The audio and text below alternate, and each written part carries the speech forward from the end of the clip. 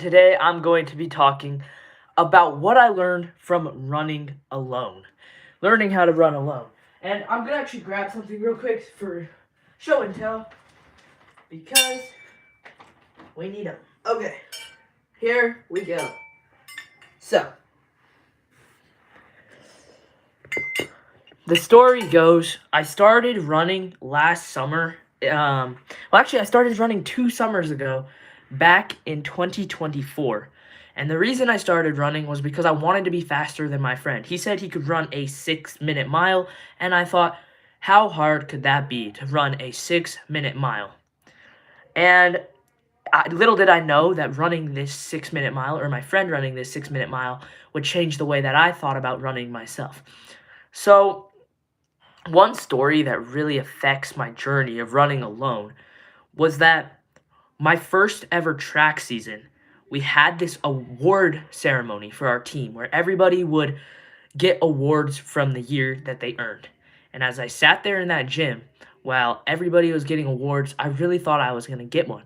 And I sat there through rounds of people and rounds of different events, and some of my friends got 3 awards, some of my friends got 4, some of my friends got 1 award, but basically everybody on my track team got an award.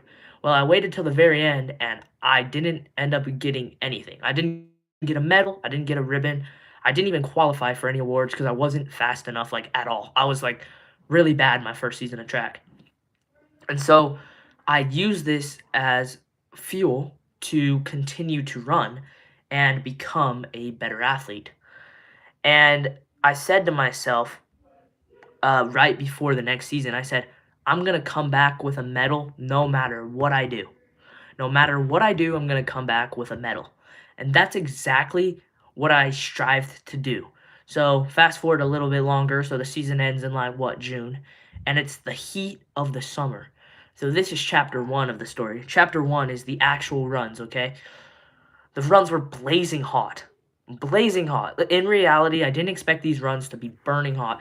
I was running when it was 90 degrees outside. I felt like I was going to pass out half the time, and it was miserable. It was terrible running in blazing hot, and that is one of the issues, okay? That was one of the issues of becoming a runner. But we got to backtrack a little bit just so this makes more sense. I'm a sprinter, not a distance runner. So I'm not used to running long distances, but I decided that this year I wanted to try long distances instead of just sprinting, right? And so I was like, I'm going to run a half marathon. And if you actually even complete a half marathon, you get a medal. So that was going to be my goal was, hey, if I complete this race, I'll get a medal and I'll come back and it won't just be me alone anymore, right? I'll come back and I'll have a medal. Well, little did I know, when you're running all alone, everything is in your head. Every little thing, whether that's a good thing or a bad thing. The thoughts just run wild, and it's just like really, really different than running with a team. When I was running with a team, there was a lot of people around me. But one of the big things I noticed was there was this silence that I couldn't explain. The silence made it so that runs felt long. Well, where every single mile felt like it was a whole race in itself. I'm a very social person, so it was really weird to just have my own thoughts in my brain. And I'd be running these distances. Maybe it was 1 mile, maybe it was 5 miles, and there would be nothing. I wouldn't hear anybody talking to me. It was just me out there by myself. And it was silent. Nobody's pushing you. Sorry, I'm late. That's okay, Derek. That's okay. So no one's pushing you. No one cares if you stop, right? It's easy to stop running because it's just silent. And I think that's a really interesting thing to take into account when you start running alone. It becomes a mental game. It becomes not about everything else around you, but it becomes about you. And the thoughts, some of the thoughts I have mid run, if I could easily explain these to someone who's never been a runner, who's never ran before, there are two thoughts you normally have. One of the thoughts is how bad this hurts, how bad my legs hurt. I can't think about anything except how bad my ankles, my legs, my core, it's just how bad everything hurts. And so My friends, they kept asking me, "Why do you run? Why do you run?" And my answer to them, I didn't have an answer. They would ask, "Why do you run?" And I would say, "I don't know. I like it." Or, "I don't know. Running's cool." That's literally all I said. And I don't think I even had a plan for myself while I was running. I just did it. And it's kind of an interesting thing. So that's the first thought is how bad everything sucks and how bad everything hurts. And when you're in silence, it's really easy to let that thought take control.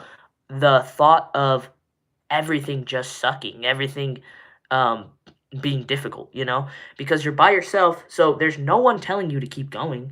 So you could literally just stop. You could just stop in the middle of the road and it wouldn't affect anything.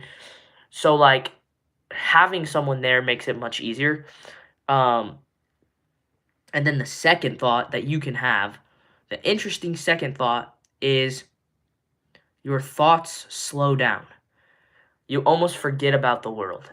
And if I look back on this in many, many ways, I think one of the big reasons I continued to run was because of this thought. When I'm running down the street, maybe it's 1 to 3 miles, maybe 5, maybe 10, whatever it is, because you're with nobody, you have time for your thoughts to just slow down.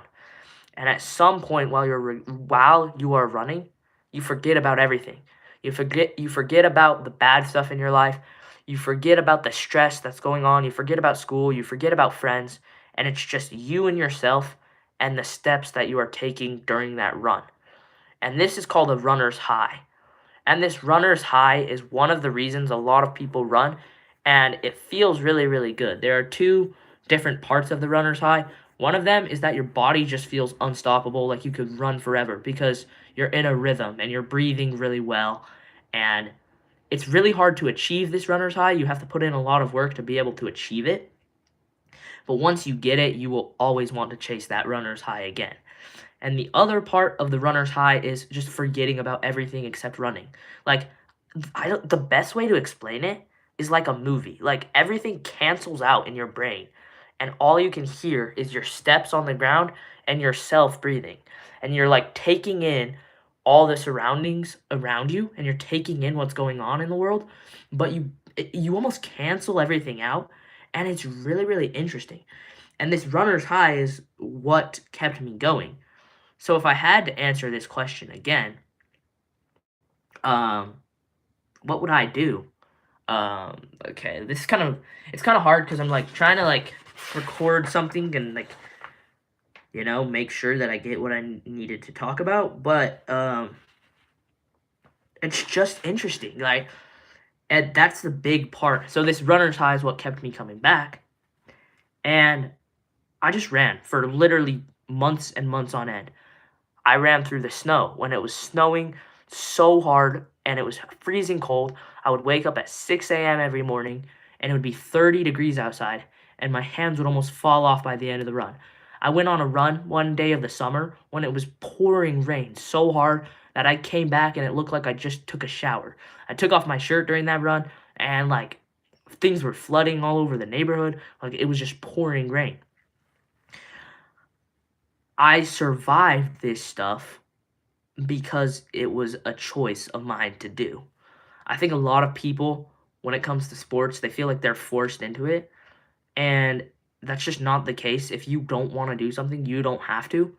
But if you want to be successful at anything, you have to want it. You have to want to do it. And so there's me just running by myself, in the middle of the friggin' cold weather where it's 30 degrees. You got me running when it was 90 degrees outside. And it really built me up running by myself. Um,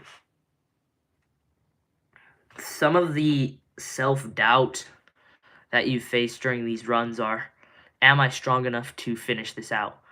Am I strong enough to continue? Because your body does start to break down and it does start to hurt if you run too far, right?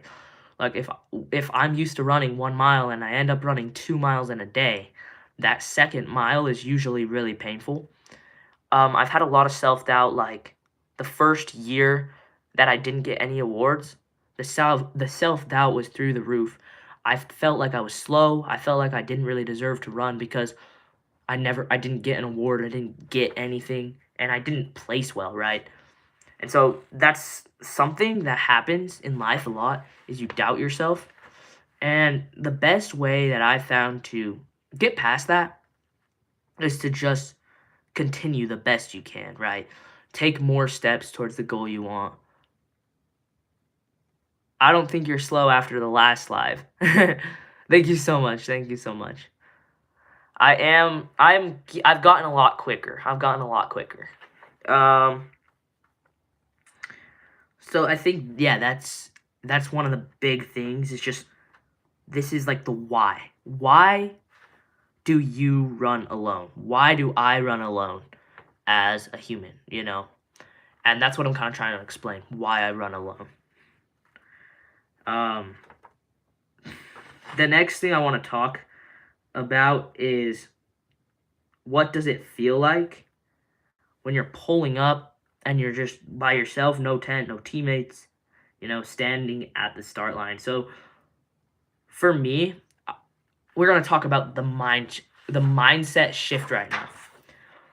So a little bit through my season, I decided I am going to run at least 3 races and try to win 3 medals, okay? My first race, I get there and I got lost. Literally, I didn't know where I was going. I signed up for a race.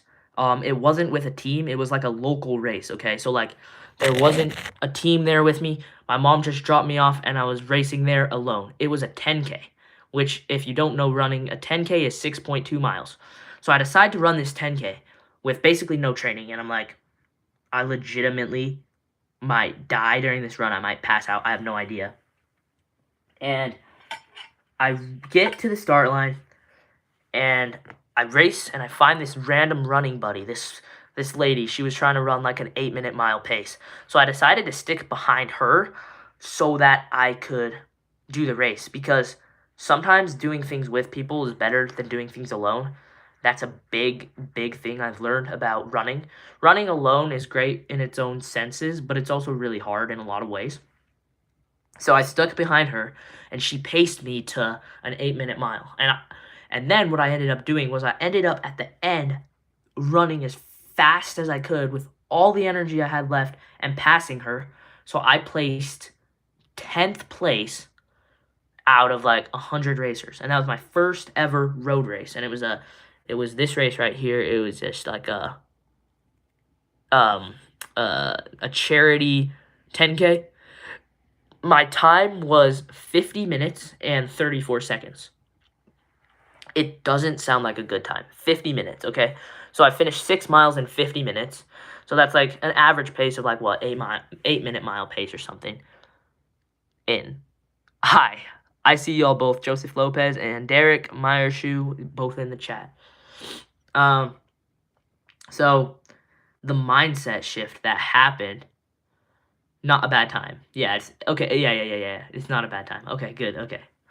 So the mindset shift at this point was, I went from running because I was angry, because I had lost something, to I was running because I loved it, because I had passion for it. There's a big difference. You can use failure as fuel to make you a better person. A lot of the times in my life when I fail something or somebody challenges me to do something, I have this mindset of like, I'm going to prove them wrong. I'm going to prove them wrong and show them that I can do this, even though they said I can't, right? That's a mindset that most people should adopt. I think that mindset will change your life if you adopt that mindset, because you're going to have a lot of people who tell you you can't accomplish something, and you're going to have a lot of people who don't believe in you. So the mindset is, you don't want to take what they're saying about you seriously, but if you want to take it a step further, you can take hatred and turn it into gas for you to move faster.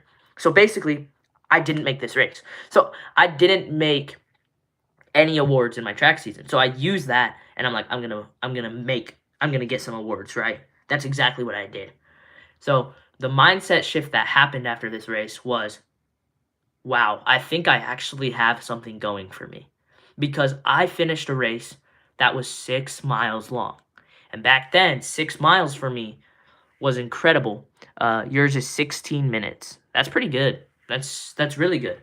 You got to keep working on it. 16 minutes is fast. You can always get faster. You can always get faster. Your body can get to like a fast enough point where it's possible to run a 3:50, like 3-minute 50-second mile. It's possible. That's the fastest in the world though. But it is definitely possible to do that. So anyway, the mindset, okay? The mindset shift was I went from, hi Joseph Lopez, how you doing? I see you. No, it's so hard to explain this in words. Because I'm trying to make a video so I can clip this and put it into a different video, like a documentary on running. My friend did an 8-minute mile. That's pretty good. That's pretty good. My fastest mile time, and this is not to brag, this is just like to say what it is. I think my fastest right now is a 5:15, but I can only do that for 1 mile. Like I can only sustain that for 1 mile. If I'm doing like 3 or 4 or 5 miles, my time is usually 8:30 mile pace, I think. Or 8:30 or 9. So my long distance mile pace is 8:30, but if I'm doing 1 mile, like an all out, I can do 5:15. That's my PR. That was when I was in peak shape, and I'm not right now. I'm actually fat right now. Not in good shape. Mine is 5:25. I used to average when I was in my prime around a 9-minute mile. That's pretty good. That's pretty good. Okay, I'm going to try to explain this mindset again, okay? The mindset shift that I had when I crossed that finish line is I'm not trying to prove to anybody that I'm good at running. I'm trying to prove to myself that I could accomplish something hard. When that changed and clicked in my mind, I realized something. You don't have to prove everybody something. You just have to prove to yourself something. So if everybody says I'm a slow runner because they're faster than me, so be it. It doesn't matter. I proved to myself that I could do something challenging for me. And that challenge was running a 10K. And that's a mindset that I think will change the world for anybody. I'm not trying to say be cocky. I'm not trying to say be selfish. I'm trying to say you need to stay in your own lane and focus on what you can control. Because a lot of people think they can control everything about you, and that's not how it works. I'm trying to prove to myself that I can do something hard. And after that, I think that's really what kept me running. So if my friends asked me right now, why do you run? I would say, I run to prove to myself that I can do hard things. I run to clear my mind of stress. I run because some of my best friends in the world have been made through running. The solo parts of running, the parts that I did all by myself, they trained me to become a better runner. Those days when I was alone, those trained me so that I could be in my prime when I was running with other people, when I was running with a team. And now that I'm with a team and there's people pushing me, that got me to a point where now I can push harder. I'm not training to push. I'm training to be able to have the ability to be pushed harder. If I didn't train by myself, when I got to the team, I wouldn't have been able to reach max capacity. I wouldn't have been able to push my body to match what my teammates were doing. I think that is the biggest lesson that I learned from running by myself for a season, is that no matter what you do, you can decide if you want to prove something to yourself, not other people. And the second thing is, all the work that you do by yourself is just getting you closer to the point where you will be able to sustain that higher level of work. Was that a better did that make more sense than the last time I tried to explain it? I think I did a little better that time. just a little better. I think that was the clip that I wanted. That was the better of the two. Yes, 100%. Yes. I think that's what I wanted. So we're going to move on to my second race. And so I did 3 races. And the last race I'll talk about, because that was the most recent, we're going to talk about all my races, because I think it's really important to just go through it. My second race that I ever did was a half marathon. I did a half marathon before I ever ran a 5K, like an official 5K. So my next race was this half marathon. I woke up at 4 a.m., and we went down to this place for the half marathon. And it was insane. I just had so many butterflies, and I thought to myself before this race, if I just finish the race, I'll be happy, right? Well, with all my training, and at this point, it was 7 months of training. So I'd been training for 7 months where I would run every single day. I got to a point where I was running about 35 miles per week. So every week I'd run 35 miles, whether it was cold, whether it was warm, whatever it may be, I was running 35 miles. And here's the medal I won. I ended up finishing that race in a total of 1 hour, 44 minutes. That's for a half marathon. A half marathon is 13.1 miles, and I placed third place in my age division. So I got this bronze medal right here, and this represents basically a year of hard work that I was able to finish that half marathon.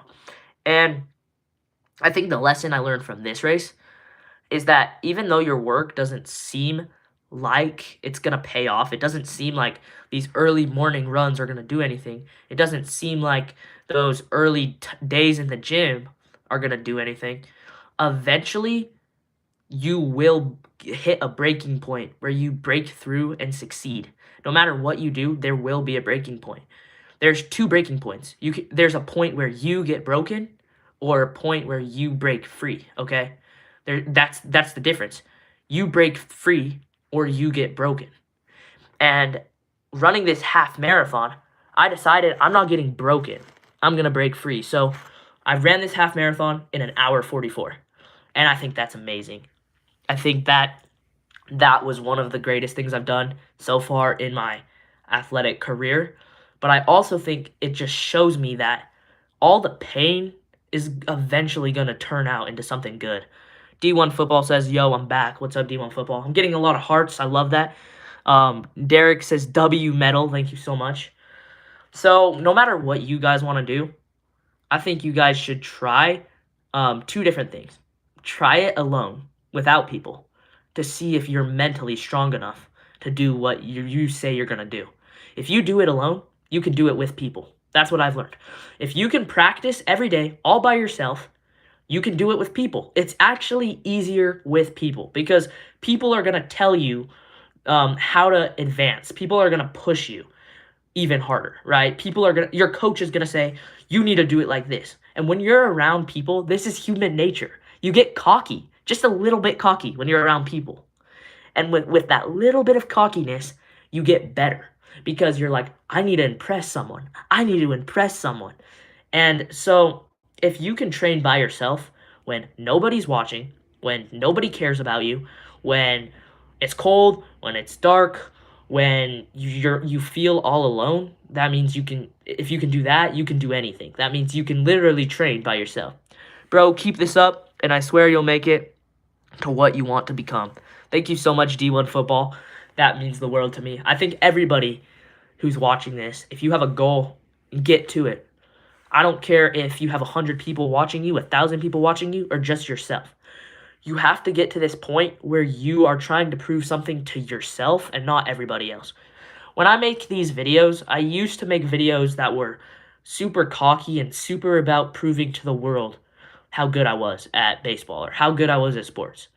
And I think that's fun to some degree. People knowing and being satisfied, like people being satisfied for you. Like, it's cool when people know your achievements, right? But I don't think it's that important if people know my achievements because I'm not satisfying myself, right? So, for all of you, if you only take away one thing from this stream, and the only thing you should take away, okay? The only thing that you should take away from this stream is, are you doing this for everyone else or are you doing it for yourself? If the answer is for everyone else, then it means you have to reevaluate yourself and try to figure out how to do something for yourself, okay? Because it's really needed in this world to do things for yourself. I don't know why it just kind of is, but it's something I've learned. My goal is to make my high school baseball team. My tryouts are tomorrow. Derek, good luck. I hope you make your tryouts. That would be amazing. This was in 6th grade. I went on a hike alone in the dark and made it by myself. See, that's amazing. You did something by yourself and proved to yourself you could do it. I think being like both of them are great. Training alone and training with people are both great.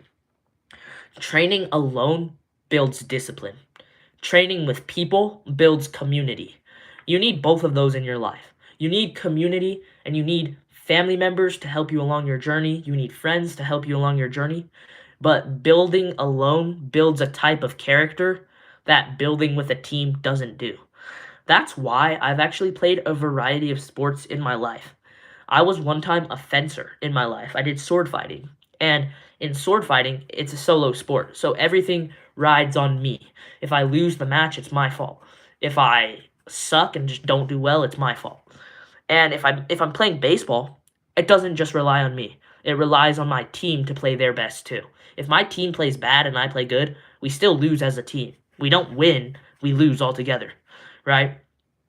So there's a place for both things in this world, right? Community and being alone.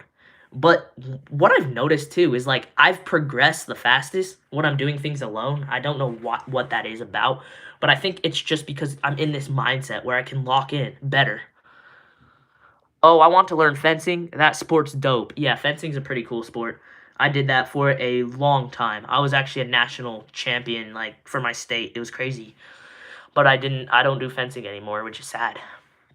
Um so yeah, with all those lessons, I think it's just about keep trying and you'll get through whatever you need to. And I'm also really grateful for the 4 people watching this. I'm hoping that this inspires somebody to do something. I don't know if I worded it the best I could have. Sometimes I get nervous that I didn't. Um, but I think that what I'm saying makes sense. I'm hoping it makes sense for you guys. And if it does, please put something in the chat because I love to just talk. You guys can ask questions about this journey of learning alone, like of running alone. You can ask as much as you want. You can get involved if you want in the chat. It would be greatly appreciated. You did good. Thank you so much. Thank you so much. And so yeah, this is the medal I got for my half marathon, and that was a 3rd place medal. I actually also got this medal because everybody got a medal in the whole race. They got this one. That was just for finishing the race, but only people who placed in a placement got the other one. Okay, now we're going to talk about my most stream tomorrow. Yes, I'm probably streaming tomorrow because tomorrow's Tuesday, so I'll be open for streaming. I'm really focusing on some crazy videos in the background, like I'm editing up a documentary style video I'm running right now, so some of the clips that are in this stream will be in that as well. And that's kind of one of the reasons. So all the streams that I do, I'm trying to make them into a long form video or an inspirational video that other people can watch because sometimes people just miss the stream. So I'm trying to do better at that. I'm trying to hit 2 birds with 1 stone, if that makes sense. But yes, there probably will be a stream tomorrow. I'm not sure what it will be yet, but we'll try to figure something out. The last reason I run, and this is why I run alone. Tomorrow I'll be feasting on Mountain Mike Seal and pizza and eating healthy tomorrow, so I'll do my best to be in the stream. On Thanksgiving, I ran a 5K, my first ever 5K, and I placed 1st place for kids under 18. So for youth, I placed 1st place. My time in that race, I think, was 20 minutes flat. I was so close to getting that sub 20, but I didn't. And this race taught me about the joy of running, okay? There's a lot of hard times in any sport you do, and this race in particular taught me pure joy. I think that was the most pure joy I felt in running, was winning that race when my name got called, and I finally won a trophy for all the work I put in. I have a picture of it, but you won't be able to see it in the stream, but I'm going to put up a picture right here when I edit this, and there's going to be a picture of me smiling so big. And at this moment, when I crossed the finish line, so I saw this trophy on the table before the race started, and I told my mom, she can quote me on this. I said, "Mom, I want that trophy. Mom, I want that trophy so bad." It was on Thanksgiving. I said I needed the turkey. I said I needed the golden turkey. I ran the race. It was a really fun race. My legs were feeling good for some reason. I just had a good day. And I won the turkey by like a couple seconds because there was someone like right behind me in the race. And I get home and I was just like, I can finally add a turkey to, like, I can finally add a trophy to my collection. And I think that was a really cool moment. I would have never gotten there if it wasn't for running alone. I literally have so much to be grateful for about running alone. I just think a lot of people don't understand that it's a lot harder to show up every day than you think it is. And to the people who are watching this right now, I want to issue a challenge. I want to see if you guys want to start running. If you guys want to start running, I would say focus on running for 10 minutes a day. That's all. 10 minutes.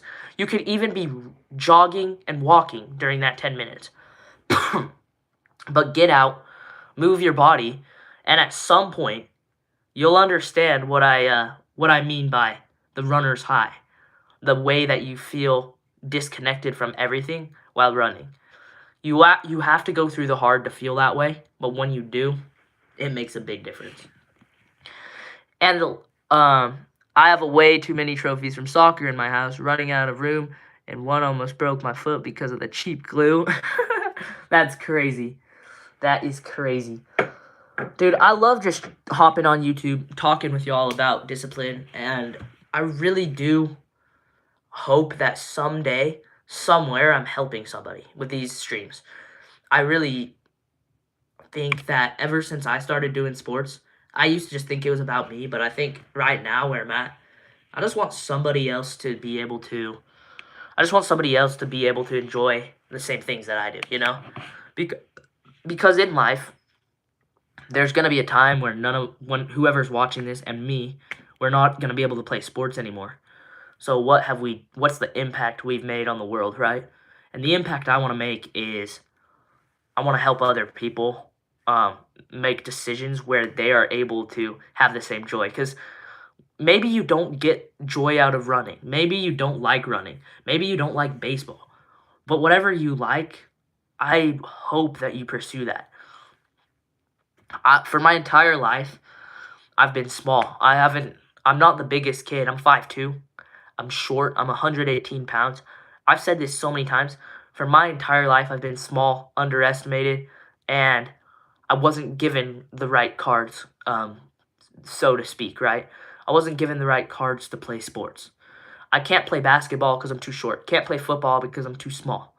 And I found baseball, and one of the reasons I started playing baseball was because it was one of the sports where I had a fair chance to play the game that I loved. Anything you want to do, I'm 5'2". I'm 5'2". I'm a really short guy. I'm really short. Anything you want to do, if you put your mind to it, you can. This is the thing. Everybody finds a loophole in the game, right? In the cards you were dealt. Some people just figure out the loophole because they want to win so bad. They figure out the strategy to win with the crappiest cards. You could be 5'8" and you could be 6 foot, okay? You could be 6'8" and you could still be bad at basketball because you didn't work hard enough. You could be 5'2" and be the best ball handler in basketball. It's possible. You just have to work for it. When it comes to be given the cards to do something, I think it's a matter of how you use what you have. So for me personally, I'm a pretty fast guy, I would say. I'm a fast runner. So when I'm playing baseball, I make it a point to continue to use that strength to be better at the game. When I'm doing track and field, I don't have a long stride like other people, so I have to have quick feet where my feet are going like this faster. So trust me, you have a card that someone else wants. Even if you don't like your cards that you were given. Personally, I hate my cards. I'm short, can't do all the sports I wanted to do, but I was given speed as my card, my good card, right? Some people want to be faster. Derek Meyershoe says he's 5'11". I would love to be 5'11". There is somebody in the world, anywhere, there's someone in the world who wants your card somewhere. So whatever you find that you're good at, Whatever you find that is special about yourself, even if it's the tiniest thing, somebody probably wants that. Like, sometimes I say, I don't love my hair right now because it's like crazy, and sometimes I don't like curly hair because it's annoying to do, but somewhere, somebody in the world wants to have curly hair. Maybe you're really good at math, right? Somewhere in the world, someone wants that. So you've got to know that you have all these cards, you have these God-given gifts, right, to do something that you want to do. So please use them. Please. I don't want y'all to sit around and watch me use my cards all the time. I think it's important that you guys get to using them. But like Derek's 5'11". So what are some gifts that you guys feel like you were given that you could use to like play sports, be a better person, like just say something in the chat that you could develop, okay? Anything. A skill you could develop. Maybe it's a card you already have. Whatever it is, just put something that you could try to develop in the chat. Okay, Derek says he's 5'11" and he could develop basketball. Exactly. With basketball, Derek is tall enough to play the game, right? So he has that card. There are other people who don't have that card.